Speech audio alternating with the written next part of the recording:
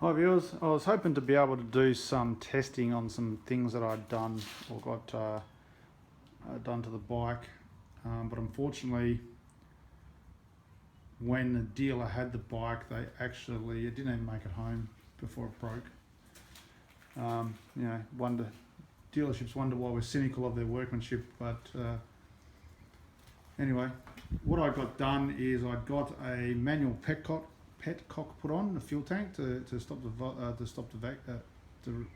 remove the vacuum petcock. Just another point of failure. I got the carby heater that normally sits in here and here removed and plugged, because that's just another point of failure and makes it hard to get the carburetor off. I got them to rejet the carburetor back to normal. They actually found some sand in the carburetor, which is a bit of a worry, and that may have been my issue, so I'll show you some pictures of that.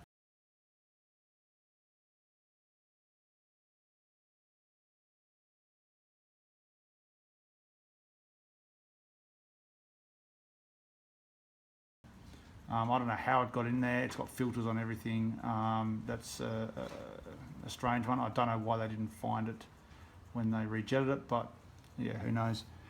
But while they were working on the bike, a couple of things, well, it's actually a lot of things. They actually stripped the thread in here on the main subframe bolt, and they did tell me that they'd stripped it. It was done by a third-year apprentice, and after I questioned him, because I'm a mechanic myself, I just don't work in that industry anymore. I went into electronics, but I know how hard it is to drill out a broken off bolt and try and tap the thread out, especially on such a critical bolt. Anyway, he'd done a pretty awful job, and there was no thread left in there, and I didn't even make it home before this bolt rattled out. So what I've done is I've actually drilled it through, and I'll put a 10mm bolt right the way through when I can find one. They had stripped both of these and cross-threaded and stripped both of these bolts that hold the tank down. This tank vent tube was kinked over because I'd pulled it too far through, which causes fuel feed issues. They'd actually forgotten to replace or put back this bolt in the exhaust pipe. This bolt here was actually too far in and hitting my housing inside was too long, so I had to shorten that. And they put a new spark plug in, and surprise, surprise, it actually had that in properly and about the right amount of torque. So I double checked that. I actually double checked everything that they did. So at the moment it's sitting here unrideable, unfortunately. And when you look at the day out there, it's a beautiful riding day, but I'm stuck with a bike that has been destroyed by the dealer. I did go back to the dealer, and I am going to get my money back on all the labour that they put into the bike, because effectively they paid me to destroy it. Or sorry, I paid them to destroy it, which isn't really the way that it's supposed to be. Another thing that happened when they blanked off the vacuum here on top of the carby, that basically fell off in the car park before I left.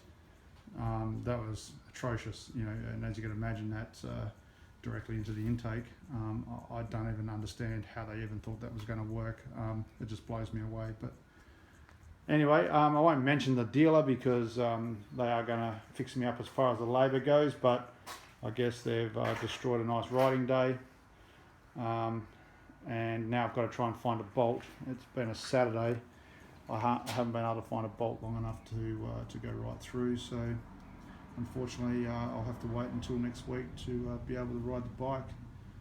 Another thing, when I put the bike back together, all the fairing bolts were loose, and as you know, a KLR, they'll just rattle out and fall on the road. So yes, all in all, I won't be taking it back there at all. If it ever goes back to another mechanic, I do most of my work myself, but yeah, definitely won't be going back there, and probably won't buy another bike from them, even if it's a Kawasaki.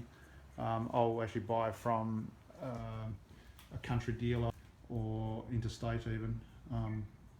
Yeah, I won't be going back. It's just too risky to buy a bike off someone like that. So anyway, yeah, hope you guys have better luck with your dealers, but when I put it together, I'll video what I was going to video today and get it on YouTube.